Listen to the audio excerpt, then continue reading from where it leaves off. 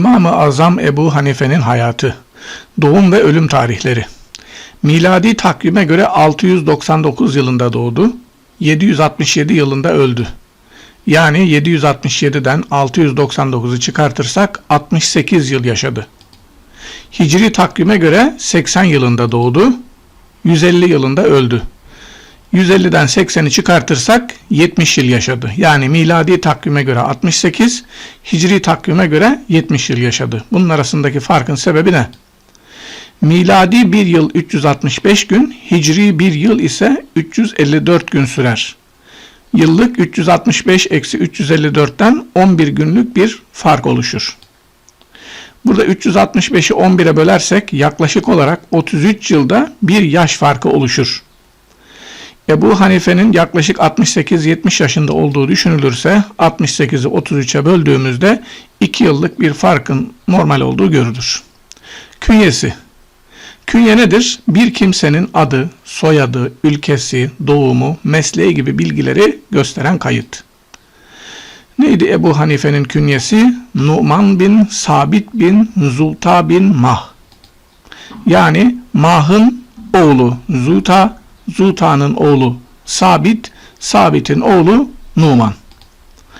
Numan kendisi yani Ebu Hanife, Sabit onun babası, Zuta onun dedesi, Mah da dedesinin babası. Bu şekilde künyenin okumasını öğrenmiş veya tekrarlamış olduk. Neden Ebu Hanife denmiş? Ebu Hanife, Hanife'nin babası demektir. Ancak Hanife adında bir kızı yoktur. Tek çocuğu vardır, o da oğlu Hammad'dır. Yani Ebu Hanife denmesinin sebepleri bir, Iraklılar arasında Hanife denen bir tür divit veya yazı hokkasını devamlı yanında taşıması veya Hanif kelimesinin sözlük anlamı olan haktan ve istikametten ayrılmayan bir kimse olması nedeniyle Ebu Hanife denmiştir. Yani Ebu Hanife bir künye değil, bir lakap veya sıfattır. Neden İmam-ı Azam denmiş? Büyük imam demektir İmam-ı Azam. Bunun sebepleri. Çağdaşları arasında seçkin bir yere sahip olması. 2. Hukuki, fıkhi düşünce ve içtihat metodunda bir çığır açması ve döneminden itibaren birçok fakihin onun görüşleri ve metodu etrafında kümelenmiş olması nedeniyle İmam-ı Azam denmiştir. Neden? Teymi nispesiyle anılmıştır. Nedir bu Teymi? Memleketleri fethedildiği zaman kendilerine eman verildi, esir muamelesi yapılmadı. Arap olmadıkları için Bekir bin Vail oğulları kabilesinin aşireti olan Teymullah bin Sa'lebe oğullarının himayesine verildiler. Teym. Bundan dolayı onların Mevlası yani azatlısı diye bilinir ve Teymi nisbesiyle de anılır. Nerede doğdu? Küfe'de doğdu. Küfe neresi? Burası o zamanın haritası Bizans İmparatorluğu. Burası da şu andaki Suriye, Irak, İran bölgesi bu bölge. Şurası da Suudi Arabistan. Küfe'de Fırat ve Dicle nehirlerinin denize dökülmekte olduğu yerdeki Basra'nın hemen yukarısındaki Küfe şehri. Aslen Arap mıdır? Değildir. Dedelerinin Fars menşeli olduğu rivayet edilir. Bir rivayete göre dedesi Zuta köle olarak İran'dan getirildi, sonra da azat edildi. Aslının Nesa'dan, Enbar'dan, Tirmiz'den geldiği veya babasının Fars, annesinin Hint menşeli olduğu da söylenir. Dedesinin aslen Kabil neresiydi? Afganistan'ın başkenti. Orada yaşayan Faris oğullarına mensup Merzuban denen bir uç beyi olduğu rivayeti daha kuvvetlidir. Nesa ve Tirmiz nerede?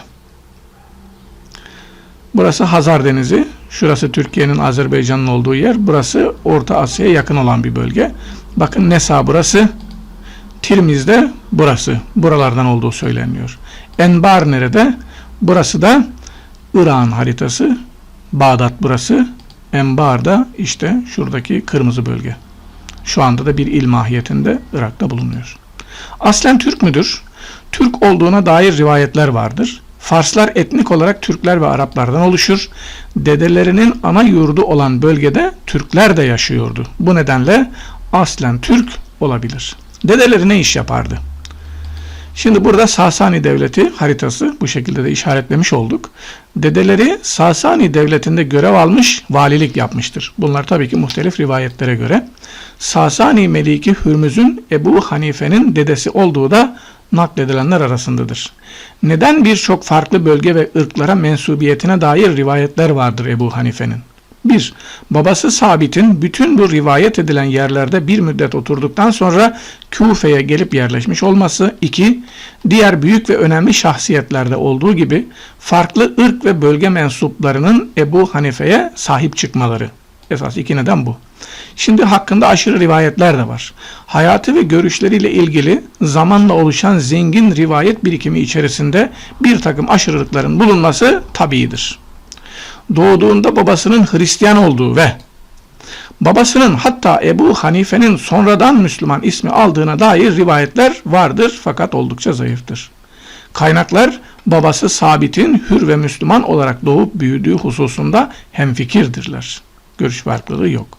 Diğer taraftan Ebu Hanife veya Numan adında bir şahsın geleceği, ümmetin ışığı olacağı, dini ve sünneti ihya edeceği mealinde bazı hadisler vardır. Diğer mezhep imamları ve büyük alimler hakkında rivayet edilen benzerleri gibi bu tür hadislerde uydurmadır. Maddi durumu nasıldı? Ticaretle uğraşan varlıklı bir ailenin çocuğudur.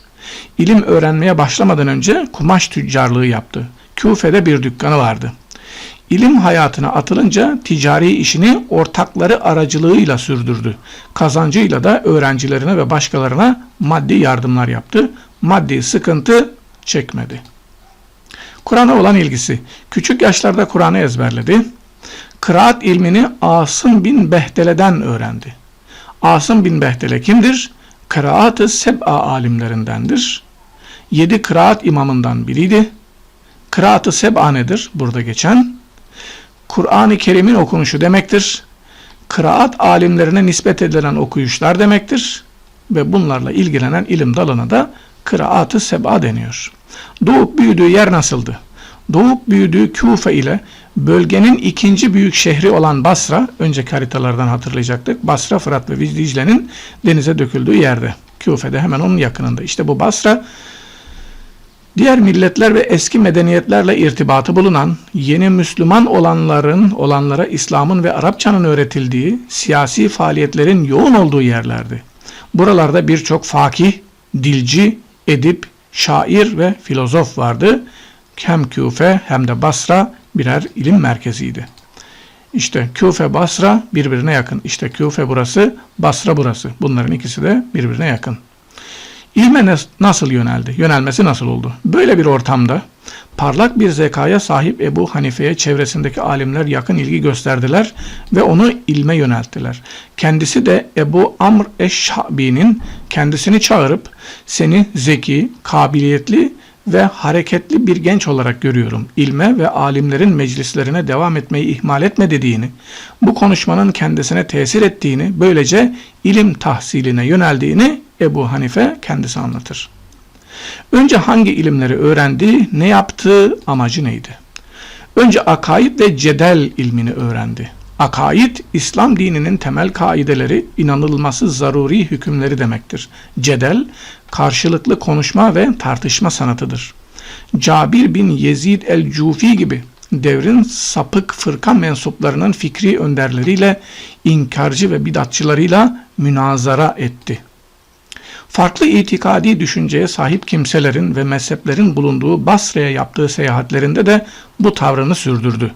Bu münazaralarda Peygamberimizden sahabeye ve sonraki nesillere intikal eden itikadi esasları savunmayı gaye edindi. Sonra da fıkıh ilmine yöneldi. Yani akaid ve cedelden sonra fıkıh ilmine yöneldi. Neden fıkıh sahasına yöneldi? Birçok sebep nakledilir.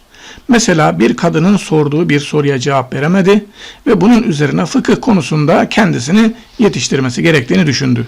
Bu gibi rivayetler ihtiyatla karşılanmalı. Neden? Çünkü o dönemde dini ilimler ayrı ayrı disiplinler halinde yeterince teşekkül etmemişti. Dini ilimler arası üstünlük tartışmalarında fıkıh ilminin üstünlüğü için zemin hazırlanmış olabilir bu tür rivayetlerle. Hammad'ın kim olduğuna biraz değineceğiz.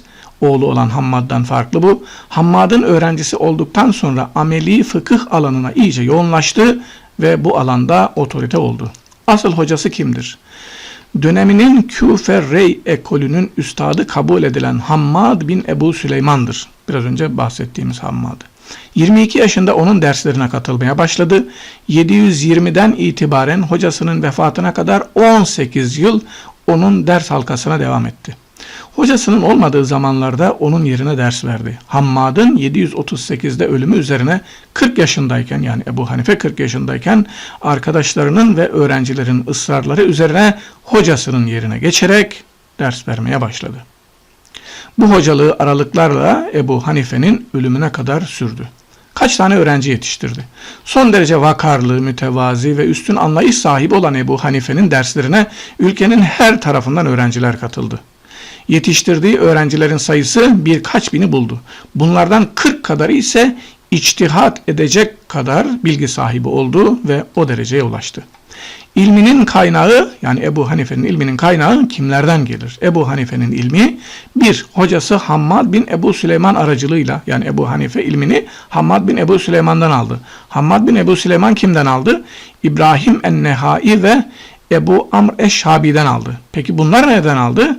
Bunlar da dolayısıyla Mesruk bin Ecda, Kadi Şüreyh, Esved bin Yezid ve Alkame bin Kays'tan aldı bunlar da. Peki bunlar nereden aldı? Bunların ilimleri de sahabeden Hazreti Ömer, Hazreti Ali, Abdullah bin Mesud ve Abdullah bin Abbas'tan gelir. Dolayısıyla bu böyle bir silsile oluşturdu ve Ebu Hanife'nin içtihatlarında bu silsilenin tesiri büyüktür ve açıkça görülür. Başka hangi alimlerle görüşüp onlardan faydalandı? Basra, Küfe ve Irak bölgesinin üstadlarının hadis ve fıkıh meclislerine iştirak etti. 100'e yakın tabi'in alimiyle görüştü ve birçok kimseden hadis dinledi. Ata bin Ebu Rebah, İkrime ve Nafi'den hadis dinledi. Onlar vasıtasıyla Mekke ve Medine ilmini, özellikle Hazreti Ömer ve Abdullah bin Abbas'ın görüşlerini öğrendi. Malik bin Enes, Süfyan bin Uyeyne, Zeyd bin Ali, Muhammed el-Bakır, Abdullah bin Hasan bin Hasan, Cafer es-Sadık ile de görüşerek fikir alışverişinde bulundu.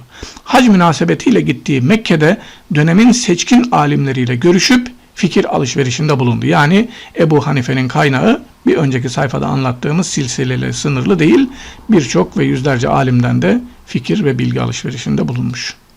Tabi'in midir yoksa tebeüt tabi'in midir? Tabi'in sahabeyi görmüş olanlara denir. Tebeüt tabi'in ise sahabeyi görenleri görmüş olanlara denir.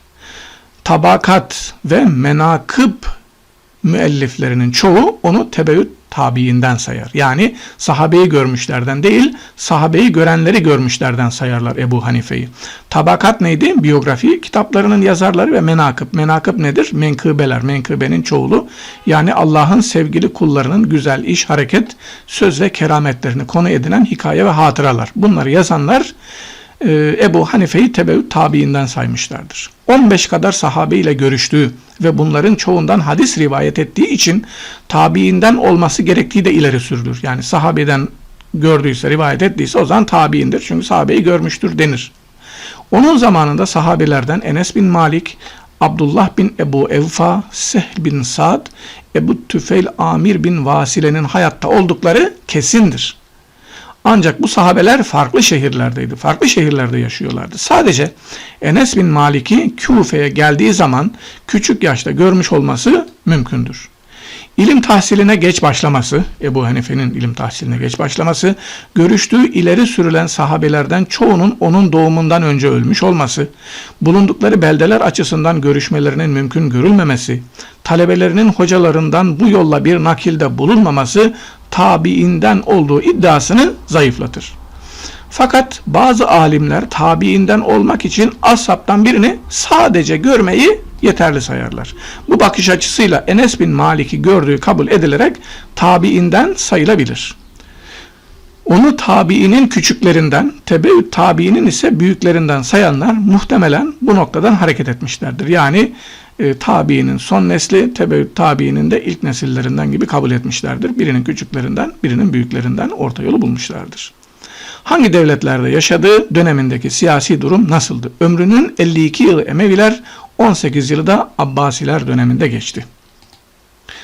Dikkat ederseniz 52 ile 18'in toplamı 70 etti. Yani bu hicri takvime göre. Emevilerin Hazreti Ali'nin soyundan gelenlere karşı tutumu sertleşince onları tenkit etti. Zeyd bin Ali'nin 739'da Emevi halifesi Hişam bin Abdülmelik'e karşı başlattığı ayaklanmayı hem maddi hem de fetvalarıyla manen destekledi. Bu ayaklanma 740'da Zeyd'in öldürülmesiyle sona erdi. Daha sonra oğlu Yahya 743'te Horasan'da ayaklandı ve o da öldürüldü. Emevilerin makam teklifi. Son Emevi halifesi 2. Mervan gönül almak ve muhalefeti yumuşatmak için Irak valisi İbn Hubeyre aracılığıyla birçok alime memuriyet teklif etti. Ebu Hanife'ye de Küfe kadılığı veya Beytülmal eminliği teklif edildi. Baskılara rağmen kabul etmeyince hapsedildi ve dövüldü. 747-748 yıllarında olmuş bu olay. Bu olayda sağlığının kötüye gittiği görülünce valiye haber verildi. Vali Ebu Hanife'yi hapisten çıkardı. Bunun üzerine Mekke'ye gitti ve hilafet Abbasilere intikal edinceye kadar orada yani Mekke'de kaldı. Bu arada Zeyd bin Ali'nin torunu Abdullah bin Yahya Yemen'de ayaklandı ve öldürüldü. 748. Abbasilerin ilk dönemlerindeki tutumu neydi Ebu Hanife'nin? Abbasilerin kuruluşundan sonra Küfe'ye geri döndü. Emeviler yıkıldı, Abbasiler kuruldu, sonra Küfe'ye geri döndü. Arkadaşlarıyla birlikte ilk Abbasi halifesi Ebul Abbas Es-Seffah'a biat etti. Fakat Irak'taki karışıklığın sürdüğünü görünce tekrar Mekke'ye döndü. Halife Mansur zamanında ortalık yatışınca tekrar Küfe'ye geldi. Eskisi gibi dersler vermeye başladı. Abbas yönetimiyle arası hangi olay üzerine bozuldu? Ebu Hanife'nin Abbasilere karşı olan mutedil yani itidalli tutumu 1. Abdullah bin Hasan bin Hasan'ın 2 oğlundan Muhammed en-Nefsü Zekiye'nin 762'de Medine'de ayaklanması üzerine öldürülmesi. Bu 1.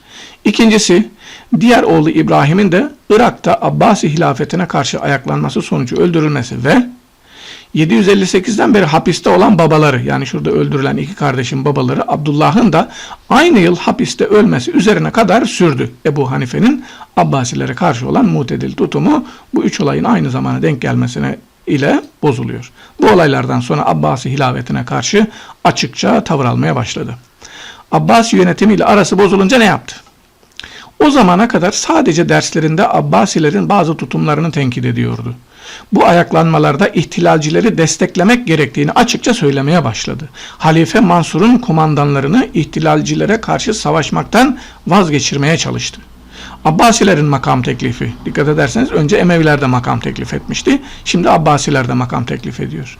Halife Mansur yeni kurulan Bağdat şehrinin kadılığını teklif etti. Bu teklifi kabul ettiğini ve görevinin çok kısa sürdüğünü söyleyenler vardır rivayetlerin arasında. Bu da var ancak daha sağlam rivayetlere göre kadılığı kabul etmedi. Bunun üzerine Bağdat'ta hapse atıldı ve dövüldü. Gene aynı akıbet. Eylül 767'de Bağdat'ta vefat etti. Bağdat neresi? İran başkenti. Küfe ve Basra'da, Küfe doğduğu yer, Basra'da onun ilmi olarak alışverişte bulunduğu yerlerden birisi. Mekke ve Medine'de burada şu andaki Suudi Arabistan'ın içerisinde. Cenazesi vasiyeti üzerine Hayzüran kabristanına defnedildi. Zehirlenerek mi öldü? Zehirlenerek öldürüldüğü ve hapisten cenazesinin çıktığı söylenir ancak cenaze namazında halifenin bizzat bulunması hapisten çıktıktan bir süre sonra öldüğüne delil kabul edilir.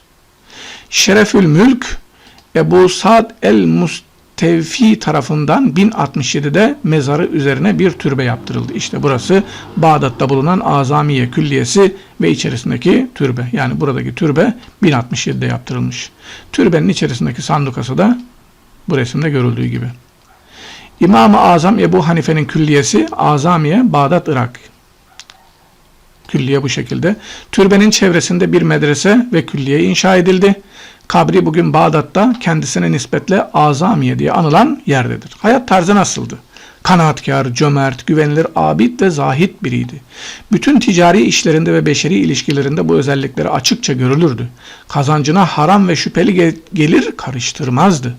Bir defasında ortağının defolu bir kumaşı yanlışlıkla normal fiyata satması üzerine o parti maldan alınan bütün parayı dağıttı. Yıldan yıla kazancını hesap eder, onunla çevresindeki ilim adamlarının ve öğrencilerinin ihtiyaçlarını karşılardı. Onlara bunu ihtiyacınız olan yere sarf edin ve sadece Allah'a hamd edin. Çünkü bu verdiğim mal gerçekte benim değildir. Sizin nasibiniz olarak Allah fazl ve kereminden onu benim elimle size göndermiştir derdi. Dış görünüşe önem verir, temiz giyinir ve çevresindekileri de temiz giyinmeye teşvik ederdi. Tarikat ve tasavvufla ilişkisi nasıldı? Yaşadığı yıllar zühd ve takva dönemiydi. Tasavvuf ayrı bir disiplin olarak henüz ortaya çıkmamıştı. Tarikatlar ortaya çıkıp kurucuları büyük saygı görmeye başlayınca bazı mezhep imamları ve büyük alimler tarikat kurucuları veya büyükleri gibi telakki edilmeye başlandı. Sufi tabakatına dair ilk dönem eserlerde Ebu Hanife'nin adı geçmez, ancak ikinci dönem eserlerde adının geçmesi, ilmine, zühd ve takvasına dair pek çok menkıbenin yer alması ve kendisine nispetle Azamiye tarikatından söz edilmesi bu telakkinin sonucudur. Halbuki böyle bir tarikat, yani Azamiye tarikatı diye bir tarikat hiç kurulmadı. Önce kelamla, sonra fıkıhla ilgilenmesine rağmen ömrünün son 2 yılında da tasavvufa yöneldiği iddiası doğru olabileceği gibi halkın tarikatlara güvenini artırmak amacıyla ortaya atılmış da olabilir. Mücadeleci ve tenkitçi yanı, inandığını ve doğru bildiğini söylemekten ve onun mücadelesini vermekten çekinmezdi. Güçlü bir ideal ve cesarete sahipti, hayatı mücadeleyle geçti. Bu uğurda birçok sıkıntıya katlandı. Gerek Emevi gerekse Abbasi devrinde halife ve valilerin yaptığı zulümlere açıkça karşı çıktı. Onların yanlış tutumlarını tasvip etmiş olmamak için onlardan gelen hediyelerin ve tekliflerin hiçbirini kabul etmedi, hapse atılmayı tercih etti. İktidarla en iyi ilişkisi Abbasi halifesi Mansur dönemidir. Ancak aynı tutumunu Mansur devrinde de sürdürmüş, halifeyi açıkça tenkit etmiştir. Halife ve valilerden ziyade kadıları da tenkit ederdi. Devrindeki alim ve kadıların verdiği yanlış hükümleri de tenkit etti. Nitekim Küfe kadısı İbn Ebi Leyla'nın verdiği hükümleri öğrencileriyle birlikte tahlil etti ve yanlış gördüklerini tenkit etti. Bu konuda Ebu Yusuf, İhtilaf-ı Ebu Hanife ve İbn Ebi Leyla adıyla bir kitap bile yazdı. Hoşgörülüydü, zorlamazdı. Başkalarının görüşlerine karşı hoşgörülüydü. Kendi içtihadının doğruluğunda ısrar etmezdi. Vardığı sonucun tartışmaya imkan vermeyen bir taassup gibi göstermezdi. Derslerinde herkese söz hakkı verirdi, aykırı görüşleri dinlerdi. Öğrencilerini kendi kanaatini benimsemeye zorlamazdı. Tartışma sonucunda ulaştığı netice için de bizim kanaatimiz ve ulaşabildiğimiz en güzel görüş budur. Bundan daha iyisini bulan olursa şüphe yok ki doğru olan onun görüşüdür derdi. Son tahlil, İslam'da hukuki düşüncenin ve içtihat anlayışının gelişmesinde önemli bir payı vardır. Onun öncülüğünde başlayan ve talebelerinin gayretiyle gelişip yaygınlaşan Irak fıkıh ekolü, onun sıfatına nispetle Hanefi mezhebi adıyla anılır olmuştur. Onun görüşleri zamanla daha belirgin hale gelecek olan ehli sünnet anlayışını şekillendirmiştir. Çağdaşı olan alimler onun ilim, takva, cömertlik, edep, tevazu, cesaret gibi vasıflar bakımından eşine ender rastlanan biri olduğu konusunda hemfikirdirler. Konumuz bitti. Bir sonraki videoda görüşünceye kadar Allah'a emanet olun.